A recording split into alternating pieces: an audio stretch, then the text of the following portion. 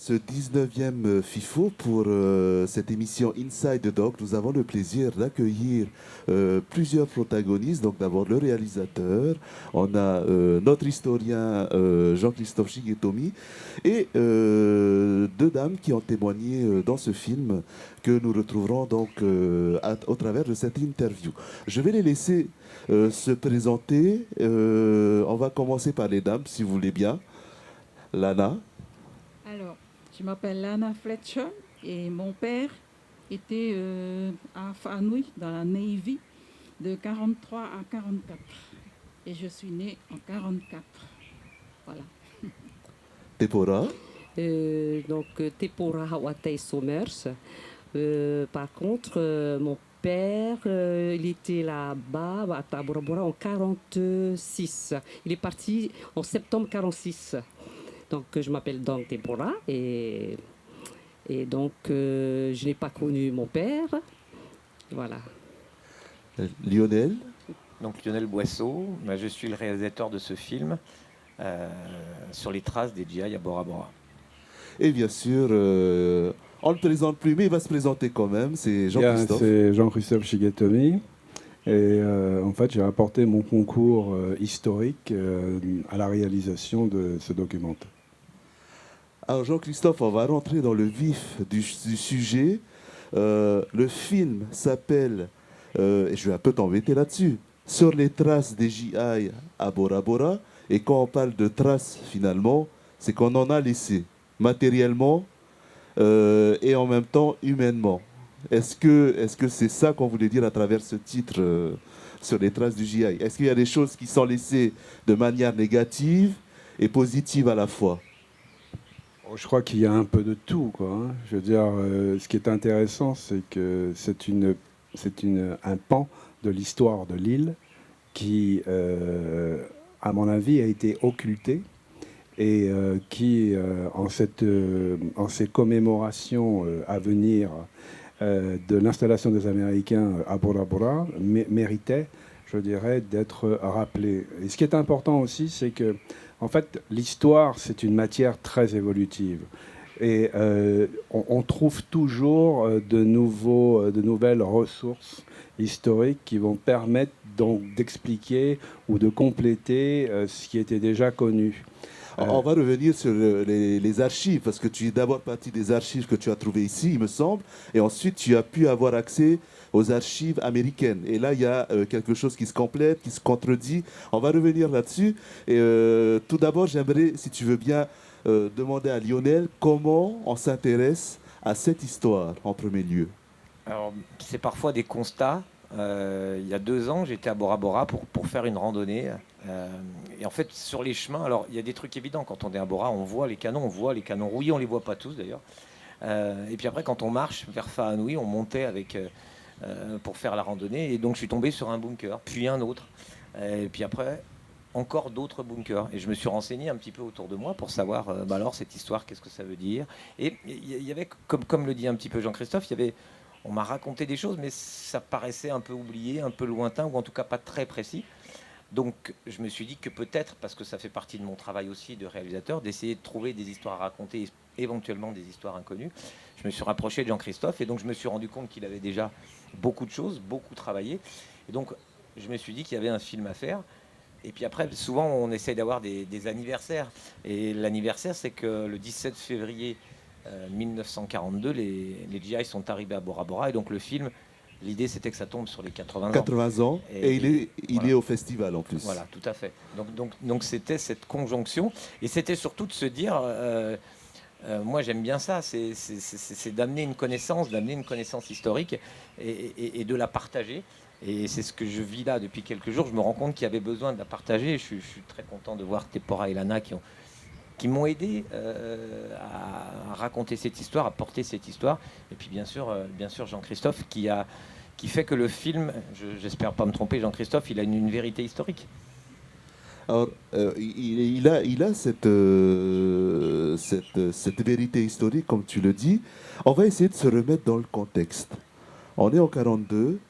Il me semble qu'à Bora Bora, la population est de 1000 personnes, grosso modo. Et il y a 4000 GI qui débarquent. C'est bien ça? 4000 GI qui débarquent, donc 4 fois plus que la population que l'on connaît à cette époque.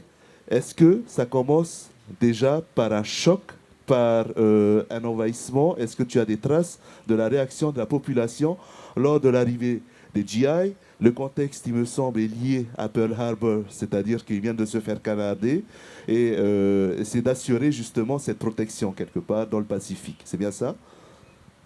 En fait, effectivement, ce sera un choc, car à Bora Bora, personne n'était au fait que les Américains allaient arriver.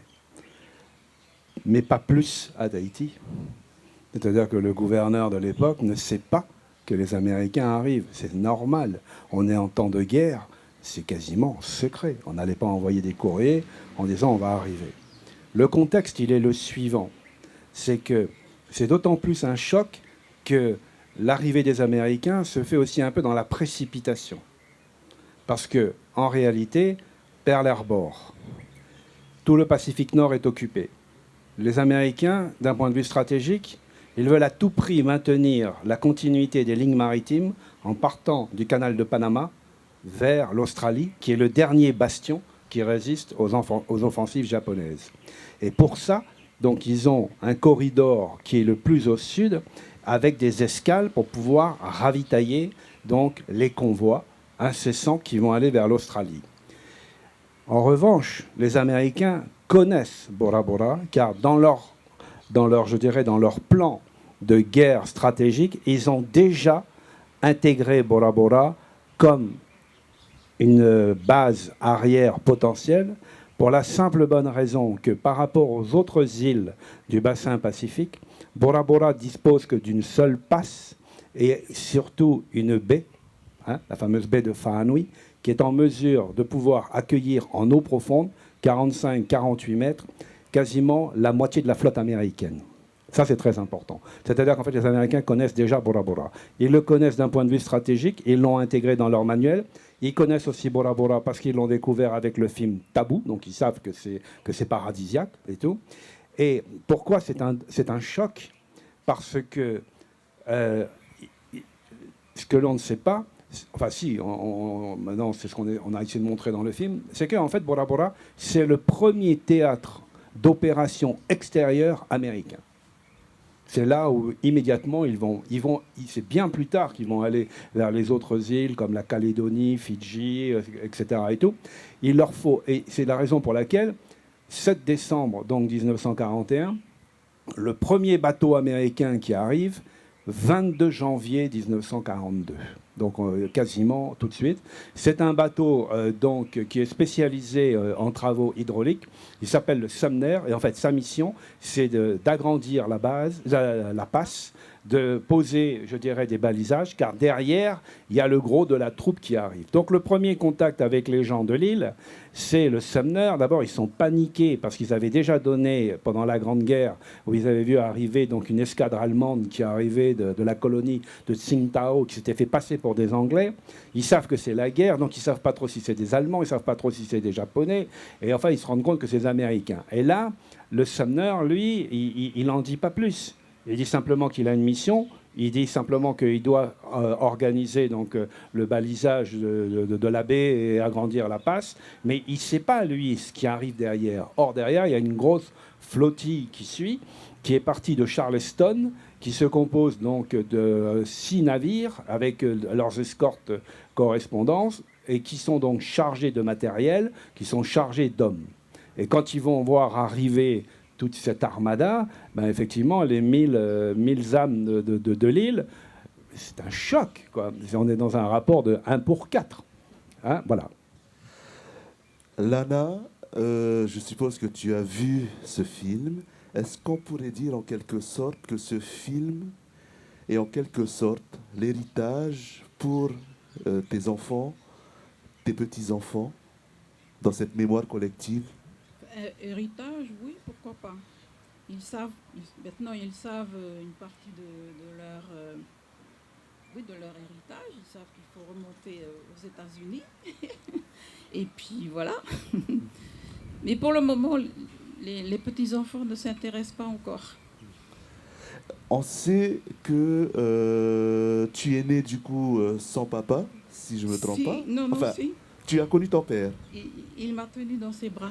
Il t'a tenu, je me suis trompé alors, pardon. Donc, est-ce que tu peux nous raconter ton histoire à travers cette histoire des GI?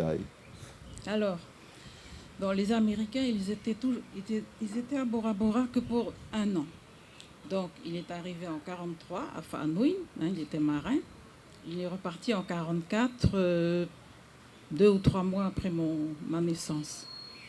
Bon, il est parti, comme tous les autres GIs, sans espoir de retour, sûrement, souvent, puisqu'ils étaient tout jeunes. Ils n'avaient pas encore commencé à s'occuper de leur vie future, en dehors de l'armée. Et puis, bon, ben, quelqu'un m'avait dit qu'il était mort.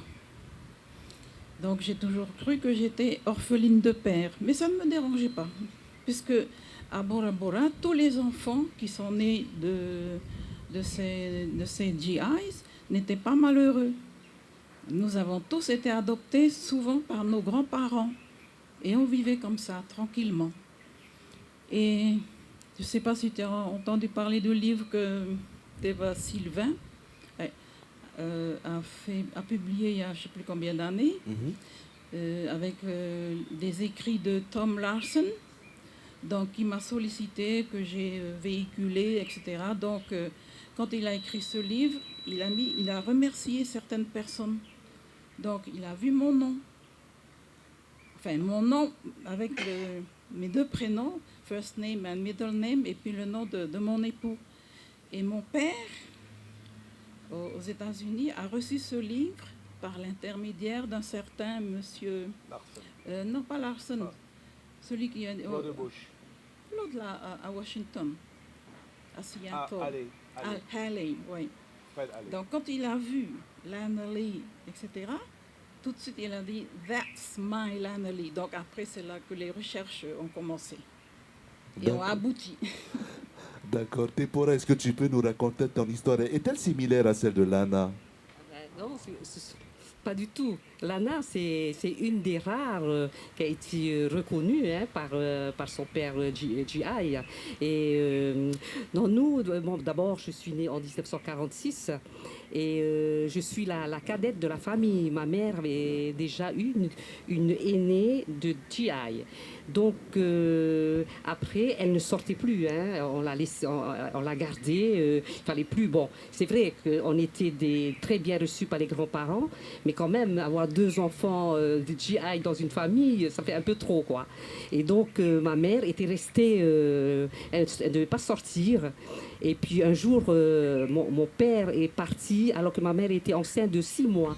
Personne ne savait c'était qui le père. Hein. Et lui, c'est ce GI qui s'en allait, ben, il était très fier. Il disait que... Parce que mon grand-père était le chef du village. Hein. Alors, il était très fier il a dit, bon, la fille du chef attend un enfant de lui. Et tout le monde s'est moqué de lui parce que ma mère, en fait, ne sortait pas. Voilà, donc il savait que j'allais naître, mais après, à son départ, nous ben, ce que je peux dire, c'est que mon histoire, moi, ce que je me souviens, on se moquait souvent, nos cousins se moquaient de nous, et nous disaient qu'on allait venir nous chercher, que nos pères venaient nous chercher. Et moi, d'abord, je me suis rendu compte, j'ai pris conscience que j'étais enfant de GI à 5 ans. Et donc, j'ai toujours pensé, comme j'étais plus ou moins... j'avais des cousines très blondes, j'étais plus ou moins colorée comme mes cousins, alors je pensais que j'étais de là-bas. C'est à 5 ans que j'ai pris conscience du fait que je venais d'ailleurs. Et je n'ai jamais... Mais j'ai renié d'être américaine. Hein. Pour moi, c'est... Et d'autant plus, ma mère s'est remariée 2 ans après, pas très tard, et notre beau-père nous a reconnus. Pour nous, notre père de substitut, c'est notre beau-père, qui était très jaloux.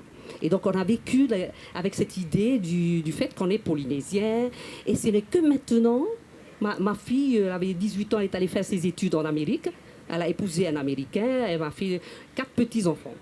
Là, maintenant, je pense, ça va, j'accepte actuellement d'être américaine et de travailler avec, hein, et de faire. Donc, je remercie encore Jean-Christophe et Lionel de venir nous aider. C'est vrai que quand on a commencé à fouiller un petit peu, à voir des écrits à Bora Bora, il n'y avait rien. Aucun écrit, aucune réponse. On avait l'impression que ça n'a jamais existé, hein, le passage de ces Américains à Bora Bora. Et bien, grâce à ces messieurs, qu'on remercie beaucoup, hein, voilà, nous, on est en plein dans la recherche et on va aboutir à quelque chose d'intéressant. Est-ce que tu as cherché à discuter avec ta mère sur cet épisode de sa vie, en quelque sorte? Est-ce que, par exemple, c'était juste une histoire sans lendemain ou c'était une histoire amoureuse? J'en suis certaine, c'est une histoire amoureuse, hein, parce que ce que je sais, le père de ma soeur aînée était déjà demi-indien, hein, c'était un métis aussi.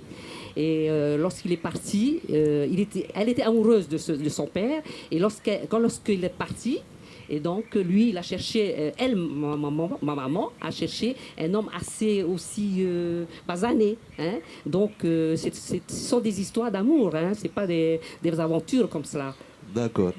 Lionel, lorsqu'on conçoit un documentaire sur les GI à Bora, est-ce que tu t'es fait surprendre par ces histoires humaines? Tu voulais au départ faire plutôt un documentaire historique et puis finalement tu te retrouves à parler finalement des traces humaines qu'ont laissé les GI à Bora. Comment ça s'est passé pour toi, cette aventure finalement du documentaire?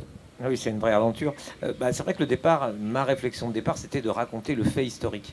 Et puis après, c'est les discussions avec Jean-Christophe, et puis c'est le tournage, en fait. C'est le tournage qui fait que Jean-Christophe m'a emmené vers Lana et Tepora et vers d'autres descendants. Et donc, je me suis dit aussi qu'au-delà de ce qu'on sait, ils ont construit l'aéroport, ils ont fait les routes, ils ont construit un quai. C'est des traces physiques, mais il y a aussi l'humain. Et c'est vrai que c'est venu un petit peu après. Et le film, en fait, là, tel qu'il est construit, il couvre la période 42-46. Et c'est vrai que là, depuis quelques jours que je suis là, entre les projections, les réactions, je me rends compte, mais je m'en doutais un peu, je le savais déjà, qu'il faut faire une suite. C'est-à-dire que leurs histoires et ce qui s'est passé après, et c'est cette quête du père qui est quelque chose de très fort, et chacun réagit humainement d'une manière différente. C'est ça que j'ai envie de faire pour la suite. Mais c'est vrai que je suis allé de surprise en surprise. Et comme le disait Jean-Christophe, et comme vous le dites toutes les deux, rien n'était écrit. Donc là, on a l'impression d'écrire quelque chose là maintenant. Et ça, c'est dans mon travail de journaliste-réalisateur, c'est une vraie surprise et c'est une vraie émotion tout le temps. Ça n'est que ça. Et d'ailleurs, et ça va continuer, puisqu'en fait, la semaine prochaine, le 17 février, la date exacte, on va faire une projection à Bora Bora avec ceux qui sont là-bas. Puis vous venez d'ailleurs toutes les deux, donc on va continuer l'histoire. Donc c'est quelque chose de fort. Ça veut dire que le film, il a une suite, il va continuer. Et puis c'est un instrument de mémoire. Et comme tu parlais de tes petits-enfants, moi je sais que c'est compliqué de lire un livre, parfois pour des gamins de 10-15 ans. Bon, j'imagine, et en tout cas je l'ai vu lundi, quand on a fait la projection avec les lycéens, voilà, le format audiovisuel, il reste dessus. Alors c'est sûr, c'est 52 minutes, hein, c'est pas un TikTok de 45 secondes, mais c'est l'idée que l'audiovisuel et les films comme celui-là puissent servir de mémoire et de transmission. Alors c'est génial, merci pour cette idée de faire la diffusion de ce film à Bora Bora même, comme finalement faire en sorte de rendre cet héritage à ceux à qui il appartient. Et je vais rebondir sur une chose, puisque Jean-Christophe est au courant aussi de cela. Il y a l'année dernière, il y a 2 ans même, au Heiva Taurea, le groupe de Bora Bora est venu et avait pris pour thème les GI. Et d'ailleurs, ils avaient remporté ce Heiva Taurea. Il y a eu aussi l'aide de Jean-Christophe Shigetomi. Donc, est-ce que c'est nouveau ce phénomène, Jean-Christophe, de vouloir se réapproprier et de transmettre ce pan de l'histoire de Bora Bora? Moi, je pense qu'il y a eu un sursaut, mais que ce sursaut, il a aussi peut-être été indirectement provoqué par le chantier de mémoire que l'on a engagé, parce que c'est un chantier de mémoire qui a commencé il y a pas mal de temps. Et en réalité, celui qui est le chorégraphe du groupe, Kéron, il a donc une compagne qui, elle, descend, je dirais, d'un soldat américain. Et donc, en rencontrant Kéron, parce que je suis allé là-bas, moi j'ai été allé à la rencontre des écoles et j'ai commencé à leur raconter les Américains à Bora Bora. Et c'est une petite île, je suis passé à la radio, donc en fait ça a commencé à vite courir. Et je pense que ça a dû provoquer, je dirais, un intérêt. Et surtout, avec nous, il y a ce petit groupe-là que l'on va appeler Tamari Marité, quoi, tu vois, qui fédérait autour de ce chantier. Mais en fait, ce petit groupe, ils appartiennent tous aux grandes familles, je dirais, de Bora Bora. Et donc je parle un peu sous le contrôle de Tepora. On sentait qu'il y avait une volonté je dirais, de rappeler et de s'engager dans ce chantier mémoriel. Mais bon, la volonté, c'est toujours une chose. Après, il faut de la méthode, il faut de l'organisation. Et bon, Tepora pourra... Et en fait, c'est quand j'ai commencé à aller vers eux. Donc à ce moment-là, on a commencé à réfléchir de savoir comment on pouvait transmettre et surtout quels étaient les outils clés pour pouvoir y arriver. Et donc Kéron, oui, là, je l'ai rencontré. Puis en fait, on a fait le scénario ensemble. C'est par rapport à l'histoire de ce que je lui ai raconté que donc il a fait ce magnifique spectacle. Parce que moi, je suis venu les voir et tout. Tu étais là aussi. Le spectacle était parfait, quoi. Magnifique. D'accord. Et ils ont gagné. Hein, donc, ils ont gagné. Alors, ils ont gagné non pas parce qu'il y a un spectacle, il y a un dossier pédagogique qui a été fait. Ils ont recréé une maquette avec les emplacements exacts des canons. Ils ont prouvé avec le professeur de mathématiques que les canons n'étaient pas placés au hasard sur l'île. Ça a été calculé avec l'angle que pouvait avoir chaque canon. Et ils ont fait un travail remarquable. Donc, chapeau à eux. Je voulais venir sur une petite polémique sur l'histoire des GI qui quittent Bora Bora et qui laissent tout sur place et tout dans l'eau surtout. Et il me semble que tu as pu comparer des archives qui se contredisent à ce sujet. Oui, en fait, ce qui a été véhiculé après le départ des Américains, c'était de dire que les Américains avaient jeté à la mer tous leurs équipements parce que les autorités de Tahiti n'avaient pas voulu racheter le dit matériel. Ça, ce qui a été véhiculé. C'est vrai qu'on a jeté des choses à la mer, mais ce que l'on a jeté à la mer, c'était des choses qui ne servaient plus, quoi. Parce que les Américains, souvent, dans leurs équipements, eh bien, ils démontaient, je dirais, un équipement pour pouvoir en reconstituer un autre. Donc ça a un terme, c'est ce qu'on appelle cannibaliser. C'est-à-dire que si tu as une seule voiture qui marche, mais tu as pillé les 3 autres qui étaient en état, mais qui ne le sont plus, tu ne vas pas les ramener, tu les jettes à la mer. Alors, effectivement, les documents que j'ai eus en main disent le contraire. Ils disent, c'est pour ça qu'en ayant eu accès donc aux ressources donc archivistiques américaines, tout est c'est clair, c'est net. De toute façon, c'est même mathématique. C'est mathématique parce que en 1944, le front s'étant déplacé, il n'y a plus que 400 Américains à Bora Bora. 400 sur les 4000 initiaux. Et tous ceux qui sont partis ne sont pas partis, ils n'ont pas laissé, ils ont démonté les Quonset, ils ont démonté tout le matériel correspondant pour pouvoir le remonter là où ils sont allés. Or, quand ils quittent Bora Bora pour certaines unités, ils montent sur les Salomon. Et on va vers les combats, je dirais, Gloucester, etc. Enfin, ces combats terribles. Hein. Mais les Quonset, ils les démontent. Le matériel, ils le démontent. Donc, en fait, en 1944, n'est à Bora Bora que les équipements qui permettent de satisfaire 400 soldats. Et à ce moment-là, dans les documents, voilà ce qu'on y lit. Premièrement, ils consultent les autorités françaises et ils leur disent, voilà, les équipements que l'on peut mettre à votre disposition. Et c'est souvent des équipements d'ordre sanitaire. Hein, c'est-à-dire le bloc opératoire, etc. Et, tout. Et là, les documents, il y a la liste des équipements.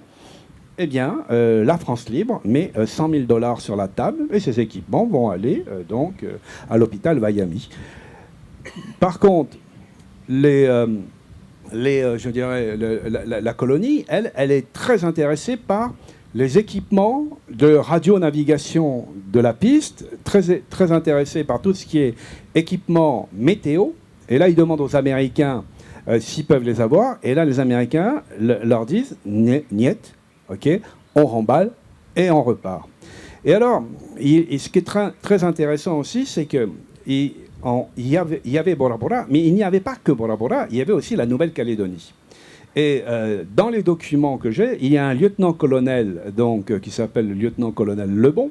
Et en fait, il est chargé par la France Libre de superviser le retrait, comment dire, des troupes américaines. Et donc, il fait des rapports. Et dans tous ces rapports, il dit « Je suis arrivé trop tard, ils ont tout remballé ». Voilà. Lana, cette histoire que tu connais particulière, mais il y a plusieurs personnes qui ont connu ce destin en quelque sorte. Est-ce que vous avez eu le besoin, par exemple, de vous monter en association, par exemple, pour vous réunir et partager un peu ce que vous avez vécu? C'est Tepora qui a monté l'association. D'accord. Tu peux nous en parler un peu, Tepora? Oui, c'est l'association des anciens... Pardon, l'association des anciens combattants franco-américains.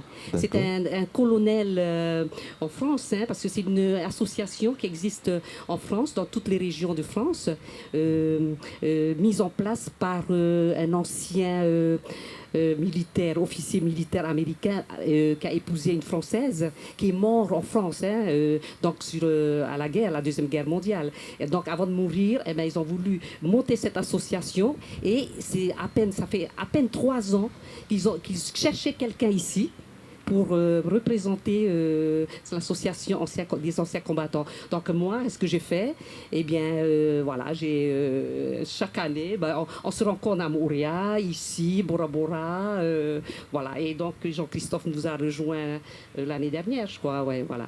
Et voilà, heureusement, ce qui nous permet de nous rencontrer et d'en parler. Et il faut que je dise qu'au départ, les gens ne parlent pas. Je crois qu'on est quand même resté sous émotion forte. Hein. Et là, après 2 ans, 3 ans, je commence à comprendre. Et surtout quand Lionel est venu faire le film, ma sœur, parce que il a interviewé ma demi-sœur, hein, l'aînée, j'ai appris des choses que je ne savais pas. Voilà. Et en fait, je crois que c'est très psychologique. Hein. Alors, donc, on a gardé des souffrances peut-être internes, post-traumatiques, je ne sais pas trop. Mais toujours est-il, maintenant, on commence à en parler et ce film vient nous aider quand même à nous construire. C'est comme une thérapie finalement, ce film. Ah ouais, Lana, est-ce qu'on peut dire que... alors, c'est marrant par rapport au traumatisme qu'évoquait Tepora. Est-ce que le fait... Et tu me réponds si tu as envie ou pas, parce qu'il y a une certaine pudeur apparemment aussi, de devenir prof d'anglais. Et c'était en quelque sorte contribuer à cette quête identitaire. Oui, je pense, parce que toute petite, j'entendais toujours parler des Américains. Tout de suite, j'ai su que j'étais une enfant des Marités. Et donc, je m'intéressais toujours à ce qui avait rapport avec l'Amérique. Et puis, c'est arrivé, en 6e, j'ai commencé à apprendre l'anglais et j'étais toujours bonne en anglais. Puis voilà, je suis devenue enseignante. On pourrait même dire que c'était dans les gènes, finalement. Pourquoi pas? Et en plus, tu transmets ça à ta fille, en plus. Oui, une fille. Et puis, il n'y a pas longtemps, j'ai un peu rigolé quand l'aînée de mes petites filles m'a raconté, elle est en terminale, qu'en cours d'histoire, son professeur a évoqué la présence des Américains à Bora Bora, chose qu'on ne faisait jamais avant. Jamais on ne parlait des Américains à Bora Bora dans les cours d'histoire. Alors tout de suite, elle est intervenue en disant « Mais mon arrière-grand-père était à Bora Bora, c'était un GI ». Ah ben c'est chouette. Lionel, on va te laisser le mot de la fin. Et pareil, je vais être un peu tatillon là-dessus. Enfin, je vais t'embêter un peu. Est-ce que finalement, au départ, ce qui était un documentaire historique ne devient pas, finalement, puisqu'il ne s'y passe rien, sur le point de vue de la guerre, je veux dire, un documentaire d'une aventure humaine, en fin de compte. En fait, il reste les deux. C'est-à-dire qu'il y a la dimension historique, et c'est vrai que toutes ces rencontres lui ont donné une dimension humaine. Mais justement, je pense qu'il y a encore à faire. Ce qu'on entend là mérite d'être encore raconté. Parce qu'on en parlait tout à l'heure, le fait que tu sois très bonne en anglais, on se demandait tous les deux s'il n'y avait pas quelque chose qui t'était venu comme ça.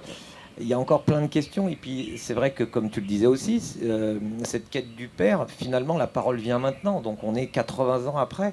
C'est donc tout ce temps pour que ça vienne, pour que la parole se libère. Et là, je vais passer quelques jours à ce qu'on se voit et puis à ce qu'on se parle un peu pour vraiment essayer d'écrire la suite de cette histoire. Et c'est le moment de le faire, de toute façon. Ça. Donc, tu m'as pas trop titillé, ça va, je m'en sors. C'est bien. Ah, il y a Jean-Christophe qui a quelque chose à dire, parce que Heyrani allait me dire, c'est bientôt l'heure. Ah oui. Ouais, mais en fait, c'est l'historien qui va réagir, parce que tu dis, il ne se passe rien. Ah, ça y est, ça l'a titillé, lui, par contre.